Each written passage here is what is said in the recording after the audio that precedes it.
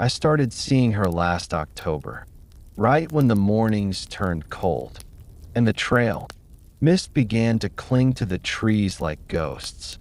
I jog early, usually around 4 a.m., because I like the silence. The world feels cleaner before the sun wakes it up. But that day I was late.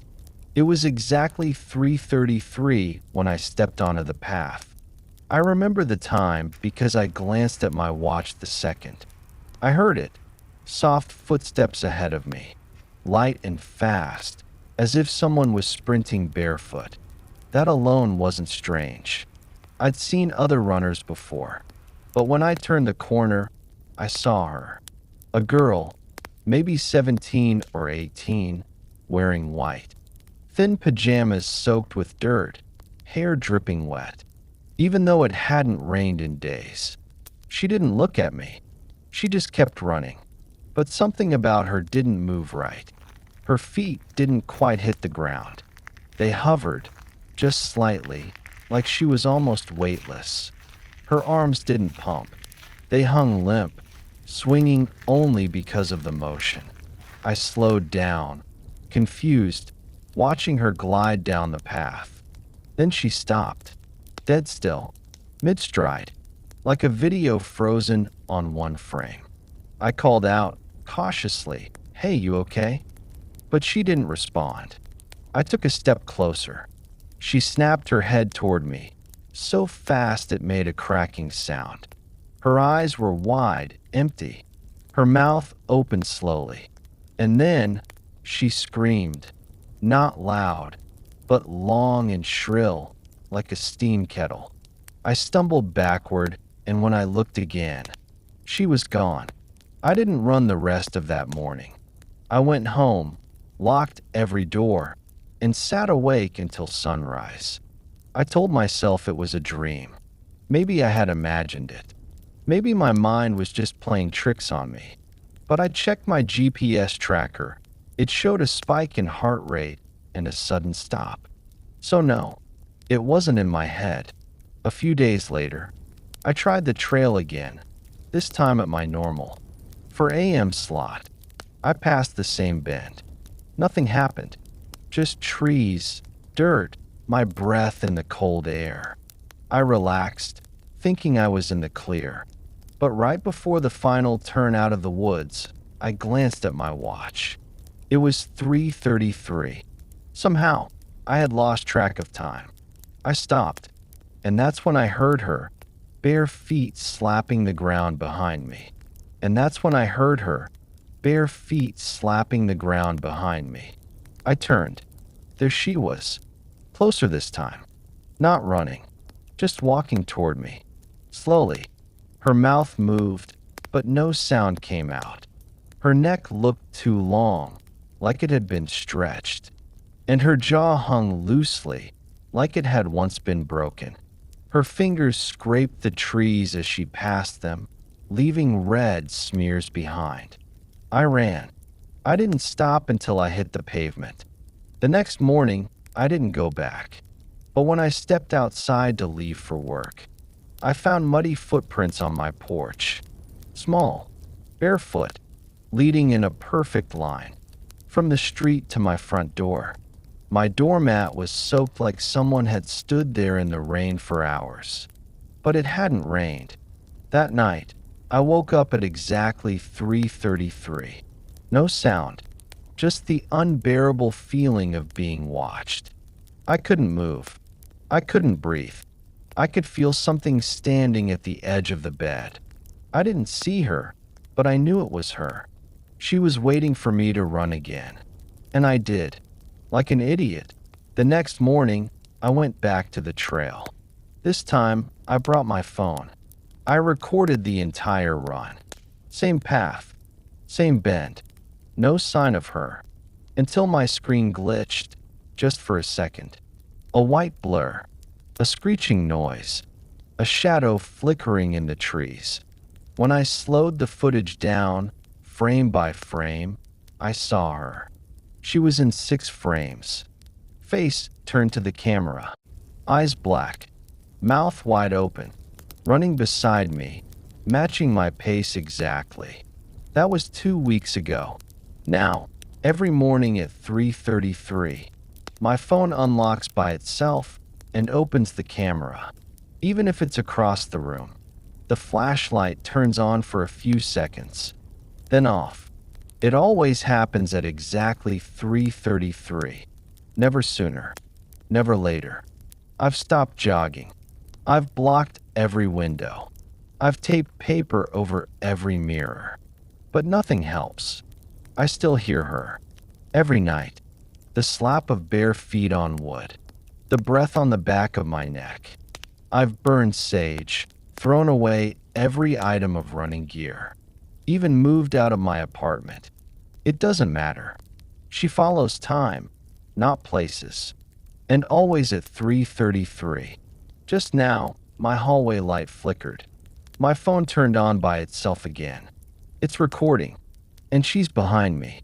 Every morning, I ran the same trail, just under 3 miles through the Pine Grove Nature Loop.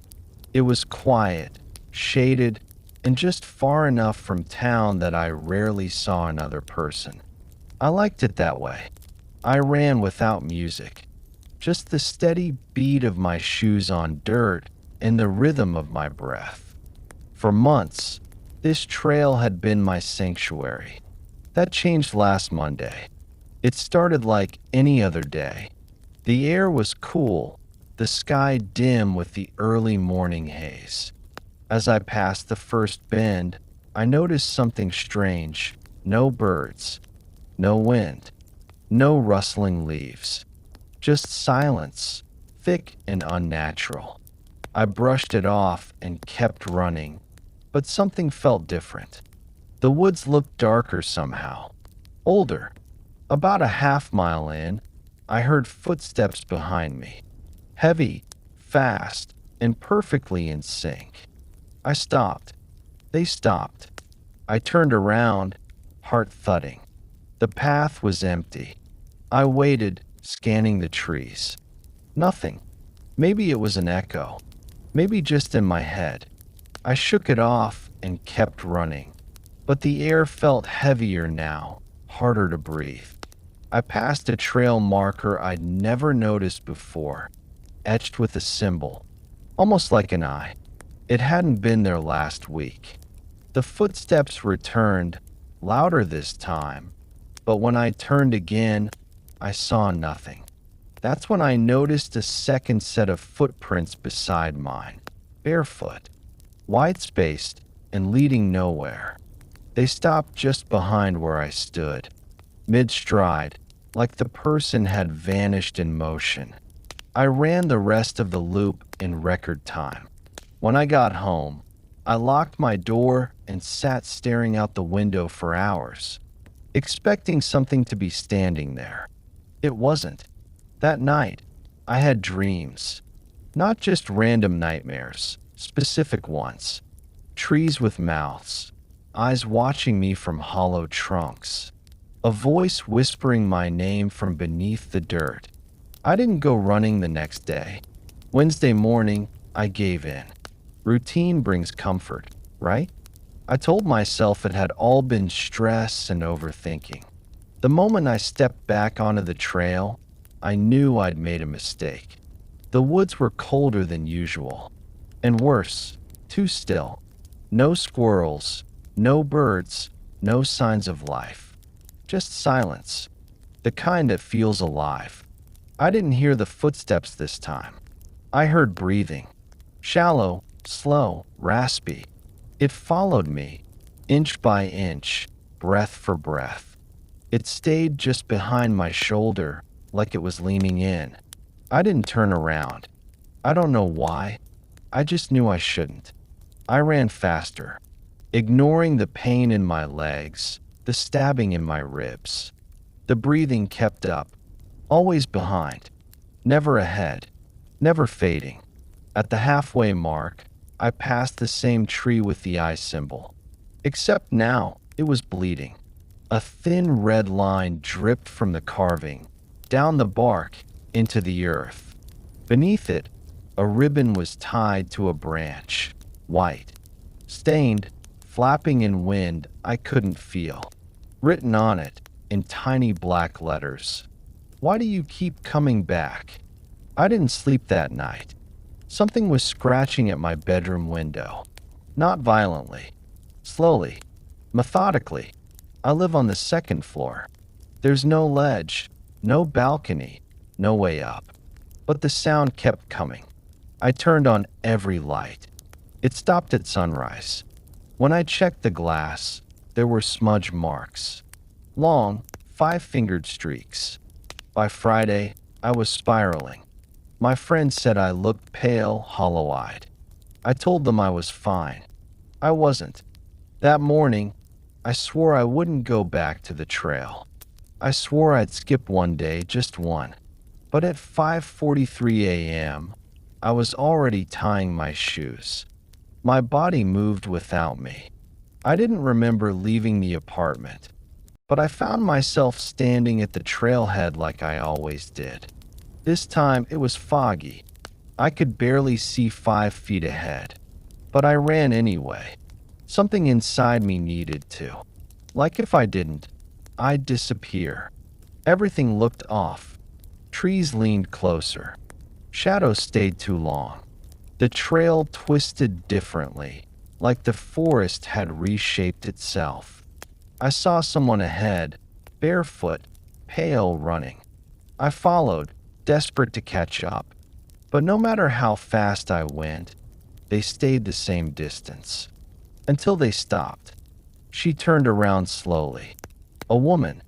Thin, soaked in mud, with eyes missing, just gaping holes. Her mouth opened impossibly wide. Her voice was a whisper and a scream at once. "You came back again?" she said. "Then you already belong here." The trail behind me was gone. Just trees. And the trees were moving. I ran through them anyway, ducking branches, tearing skin, gasping for air. I don't know how long I ran. Maybe minutes. Maybe hours.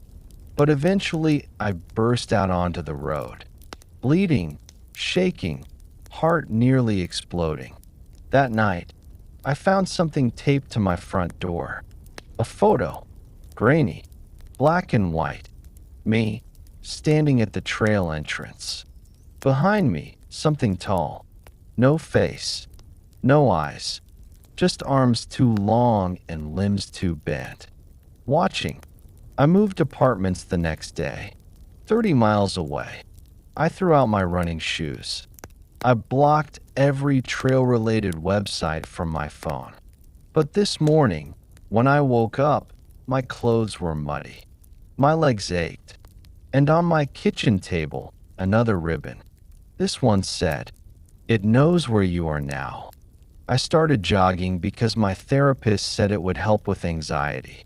She told me to establish a routine, stick to it, and eventually, I'd feel like I was in control again. I chose the trail by Hillside Cemetery because it was quiet, isolated, and always empty early in the morning. Just trees, fog, and me. I ran every morning at 6 a.m. sharp. For a month, nothing strange happened. Just the occasional squirrel or owl, sometimes a gust of cold air through the pines. It felt good, peaceful, until one morning I noticed someone else on the trail. A man in dark clothes, maybe 6'2", running about 20 feet behind me. At first, I didn't think anything of it. People jog. That's normal. But what wasn't normal was how he stayed exactly 20 feet behind me. No matter how fast I ran, he matched my pace perfectly. No water bottle, no headphones, no sound of his breathing. Just the dull thud of his shoes in rhythm with mine. I slowed down to let him pass. He slowed too. I stopped and pretended to stretch. He stopped too, still behind me, never coming closer. When I turned around, he was gone, just vanished into thin air. The trail was empty, silent. Even the birds were gone. I thought I imagined it. Maybe it was my anxiety playing tricks on me. I shook it off and went home. The next day, I ran again. About halfway through the loop, I heard him again, those footsteps, heavy and hollow, always behind me. I didn't look back. I refused to, but I couldn't ignore the feeling of being watched. I ran faster until my lungs burned. When I finished, I turned around quickly, expecting him again. Still no one. But there were two sets of footprints in the dirt. Mine and his. His were deeper, wider, almost inhuman. That night, I had a dream. I was running, just like always. But the trees leaned in close. The sky turned black, and something was behind me. I couldn't see it, but I could hear it breathing. Wet, uneven, raspy. It whispered my name like it had memorized the shape of my fear. I woke up gasping for air. I decided not to run the next morning, but the trail came to me. At 6 a.m., I woke up with dirt on my shoes and cuts on my ankles like I'd run through brambles. My GPS watch said I ran 3.2 miles.